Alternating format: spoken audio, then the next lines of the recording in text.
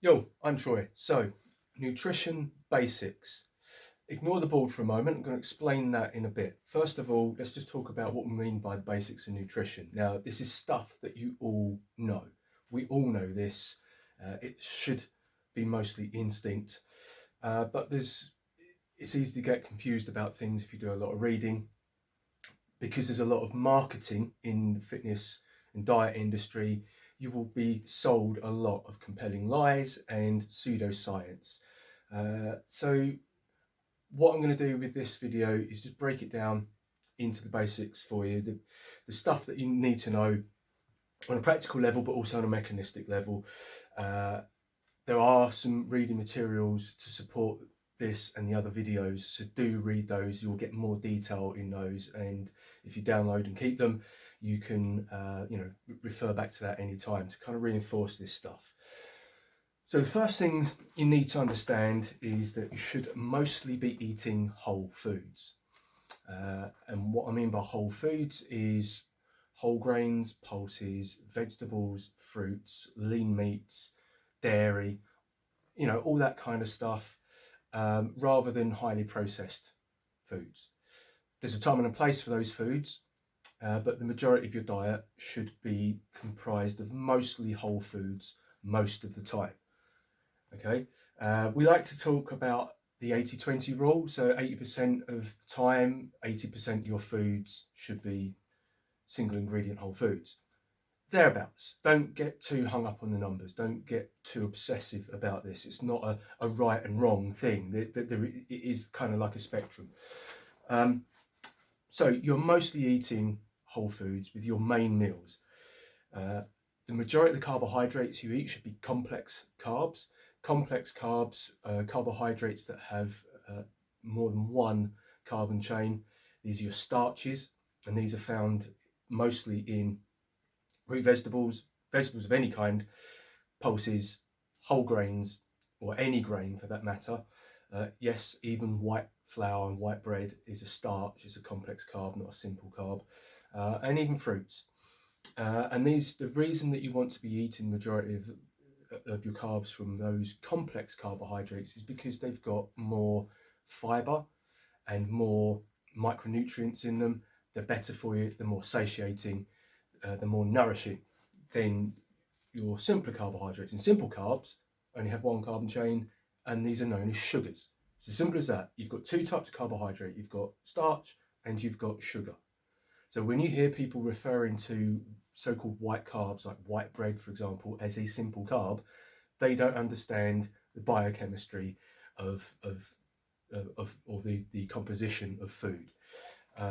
It's demonstrably false. The confusion lies in that some more refined grains, like white flour, might have a higher glycemic load or higher glycemic index, but you don't need to worry about that because you're not diabetic, I'm assuming. And if you are, you already understand this stuff, so I'm wasting my breath.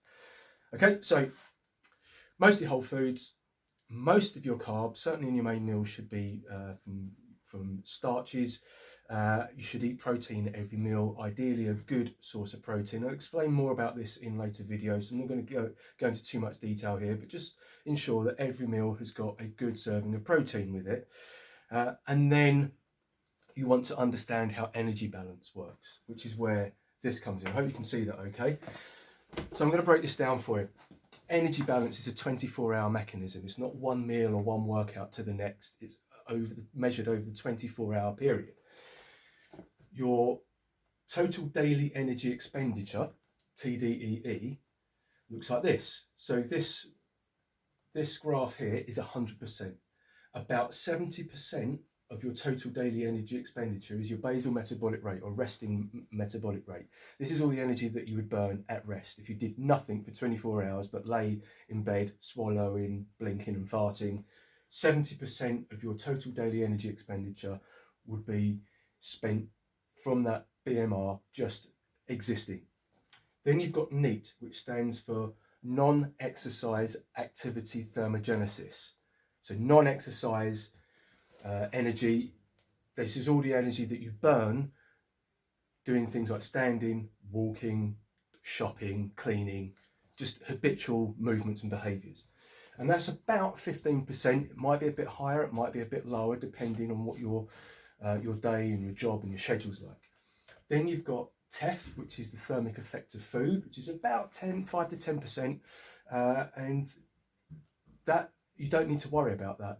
If you're eating mostly whole foods most of the time, and you're eating a good amount of protein and fiber with each main meal, that's already covered. So you don't need even to think about that.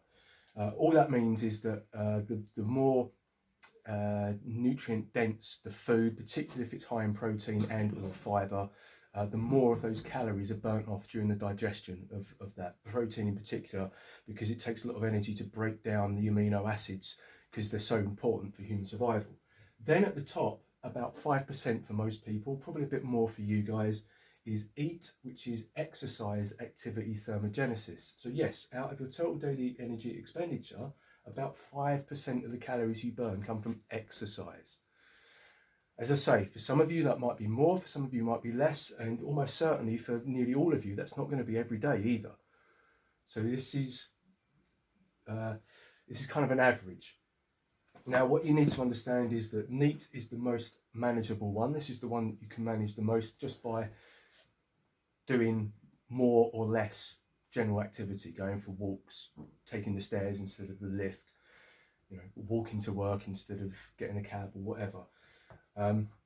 So you can increase your NEAT, but for you guys, you're probably looking at decreasing your NEAT because more of your activity will be spent exercising. And this is the thing, the more exercise you do, the more you will adjust for that energy expenditure by moving less.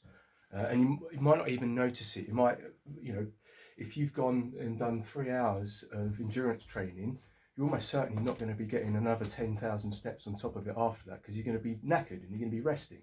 And you probably won't even notice it, but you'll be fidgeting less, you'll be talking less, you'll be just moving less in general as your body recovers from the exertion of the exercise. So, so if your NEAT, your EAT, your exercise activity thermogenesis is increased, of the amount of exercise you do in a day, if that's increased, almost certainly your NEAT will decrease. So all you'll find is that this becomes maybe 5% and this becomes maybe 15 or 20%. But it's still part of that total 100% total daily energy expenditure, which, as I say, is measured over the 24-hour period. And that includes the time you spend asleep. You will burn between 5 and 800, depending on your size and the length of time you're asleep for, between 5 and 800 calories in a night's sleep. But you guys don't need to worry too much about calories burnt, only in as far as how that works in relation to fueling yourself adequately for endurance performance, and more about that in a later video. But briefly here, and again I'm going to touch on this in more detail later on, but briefly I can show you how this works over a week. So although we measure it in the 24-hour period, you can fluctuate that over the week. So here we've got 7 days of the week. The blue line here is your total daily energy expenditure, which is your average daily energy expenditure over the week. So if you work out what your total calories burnt over the week are, you then divide it by 7, that gives you your average TDEE. Then what you might find is, depending on what your training is like, you might have a really high training day, so you'll eat more because you need more fuel. Then you'll have a lower training day and you'll eat less, and you might eat less than your TDEE on that day. And then you might have a higher day, and then a lower day, and then a moderate day, and then a slightly higher day, and then you might have a rest day on Sunday where you do nothing, and then your energy intake is much lower. Okay, so the red marks here are the energy that you put into your body. This is the food that you've consumed to fuel your activity, and the blue line is your average total daily energy expenditure. So if you are concerned about about body composition, if you're consistently eating above your TDEE, you're going to be in an energy surplus and you'll probably gain weight. If you're consistently eating below your TDEE, then you will be in an energy deficit and you will lose weight. And this is why some people will gain weight during the off season, because their activity plummets. So this blue line comes down, but the food that they're eating stays the same. They don't adjust their energy intake to match their energy output. So if you get it right, you will never have to diet again, because you will balance this out and you will adjust your activity and your eating accordingly.